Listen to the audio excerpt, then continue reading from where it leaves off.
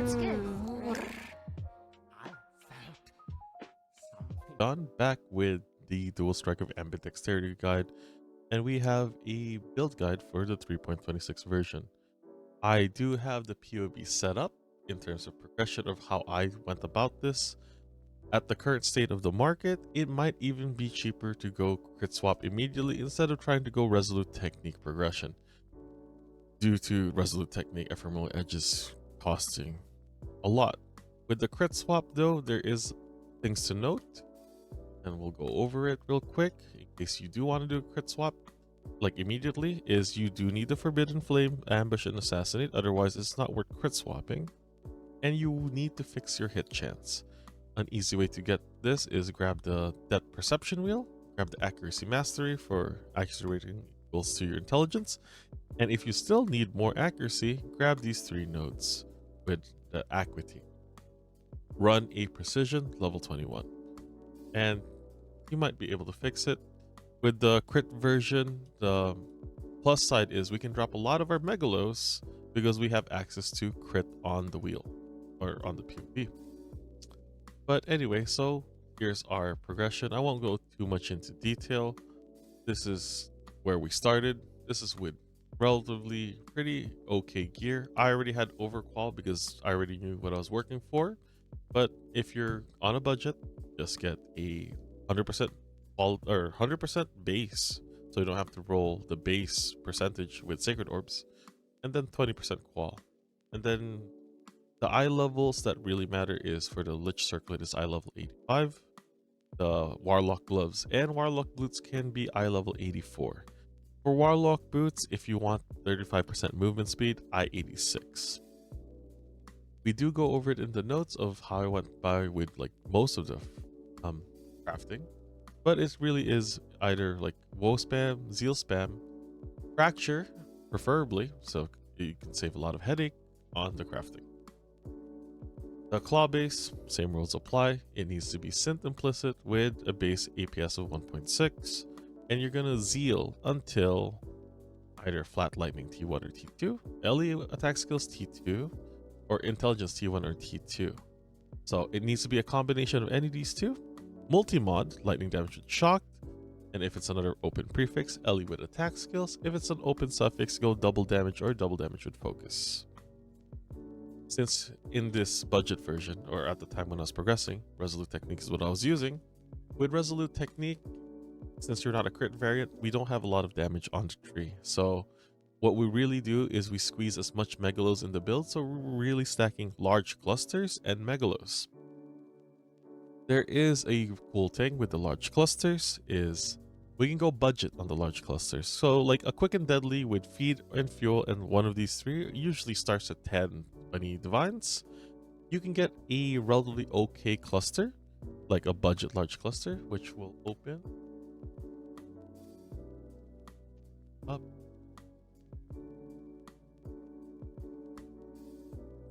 Go to this bookmark. All right. So on this search is we just have 8 passive. It needs to be dual wielding because that's the only thing that Quick and Deadly can roll on. And then it needs just 1 of the prefixes notables and 1 suffix notable. And then we're going to scroll. So I do have an image here. If Quick and Deadly is in the middle, it's bricked. So this won't work. This will work. And this is something that we even have in the build of the budget version, which I'll show you right here. So it's the Martial Prowess, Quick and Deadly Dive Destruction, and you'll see that Martial Prowess is on the far. So at a glance, you can tell which one is bricked and not, even without importing it to POB. But if you want to be entirely sure, you can copy the cluster with this button right here, copy item, and you can import it into your POB under the items, create custom. And then you just click that plus sign and right click. So like we know this one is bricked, Quick and Deadly's in the middle, Quick and Deadly's in the middle, bricked, bricked, bricked, bricked, and we'll keep going down. We'll keep going down until we see a Quick and Deadly that's not in the middle, and then at that point right here, 2 divines. 2 divines has Quick and Deadly, an 8 and 2. Drive the Destruction, not that great.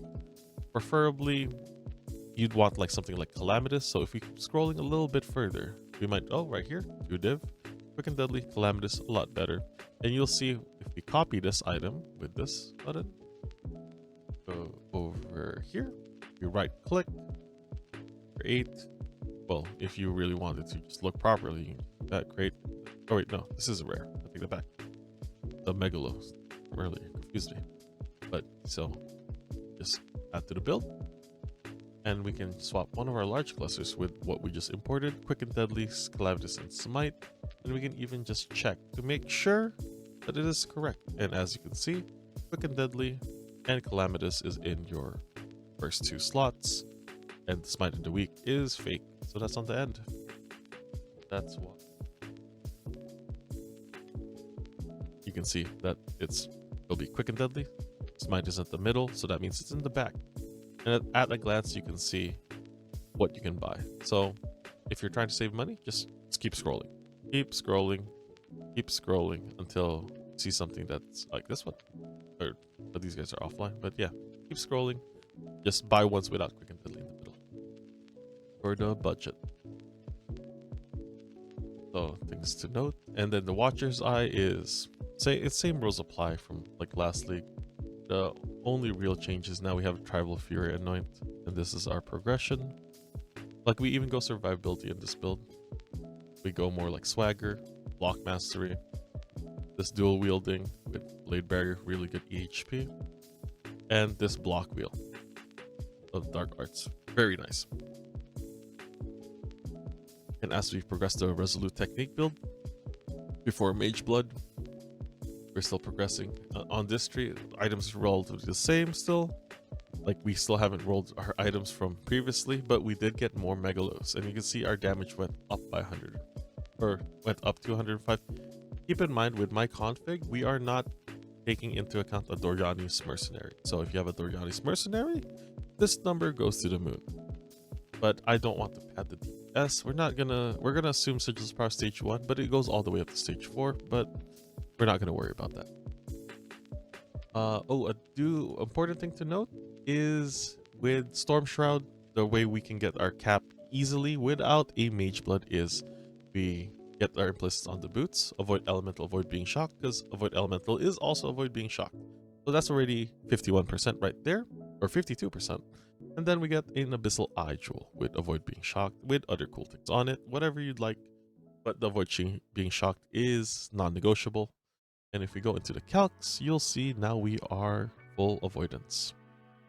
So we are freeze immune. Our stun immunity isn't the best.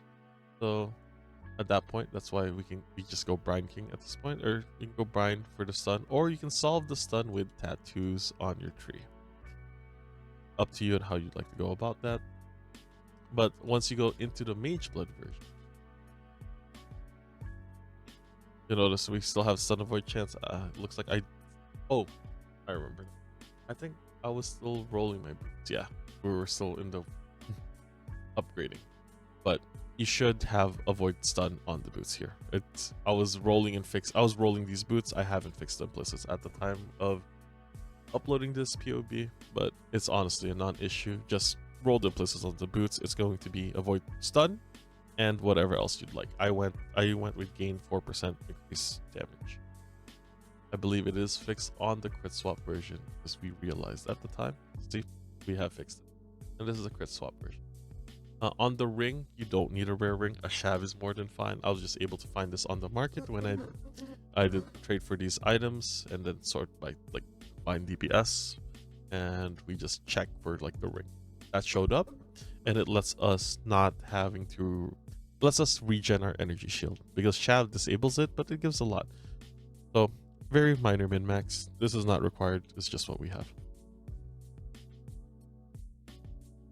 So this was like my progression for this league. We went budget before the Mageblood, with the Mageblood, crit swap once I could get it, and then crit swap with the Focus Amulet, because then our damage goes even to the moon. In terms of the Focus Amulet, I'll link Fearless Dumbo's video in regards to how to craft this. He goes into it very well. No reason to reiterate what someone has already done. Very good content creator. Highly recommend. Then the Trickster EHP version. This is a work in progress. I'm still unsure how to go about the EHP version of this build where we just drop the damage and get more EHP. So we really go for like the more block. I don't know if Trident of Hope is the answer here. You can also get Megalos. I went with an Enduring Composure just so it's a more consistent endurance charge uptime. And then for, if you're talking EHP, you really do want Kaum as your leader, because then you have Strength of Blood, which is a lot of his max hit mitigation. And then we go block. The alternative version of this is without the tread. I'm still piecing this together, so we'll figure out the EHP version eventually, but this was just a work in progress. I'll also have the links for these POBs in the description for you guys. And then we'll be moving on to a showcase of the build in T17 Wisp Rogue Exiles. I do Efrything's guide, and with Efrything, it's pretty much, this is his tree. I will also have the link to his video in the description of how he farmed these. He farms them in T16 8 mods. I go a step further. We do it in T17 8 mods because I enjoy the pain, and it's a lot of sadness. And I do it on Citadels because even more sadness. But honestly, Citadels is a sleeper layout. It is the toxic sewers of the T17s. People hate on it. I love it. The boss just has phases, which makes it a pain, but once you lost a boss fight, it's not that bad. A little important things to note, or some things you might like to add into your build, is a quick and deadly with reservation. So like a sublime form if you run Grace. So it helps just ease up the reservation requirements, especially if you don't have Enlighten 4 or Enlighten 3. And same with Electric Presence. In the budget version, I don't think we don't swap out of Grace until the crit swap, and the crit swap is when I really looks like, oh no, it looks like I do run Grace, or maybe, I'm not sure. I guess we do run Grace, right? Checking. Oh, this must be initial crit swap. Let's check again. I think at this point, yeah, at this point we swapped out of Grace and it just went more damage. But Grace is nice. I just felt like I didn't need it once I kept progressing the build. But it's an option. The Trickster is very modular in terms of build it how you'd like. So, that's pretty much it. If you have any questions or concerns, please feel free to comment. I'll be live on Twitch after this, if you see this video just uploading right now, and we'll be pumping probably Citadels. So I'll leave you guys to it. I'll have the T17 running in the background. One funny thing is, this is how I usually run my T17s, and no, the boss, like when you're fighting boss, especially Wisp, it's RNG on terms of the modifiers that they get, and sometimes they are a pain.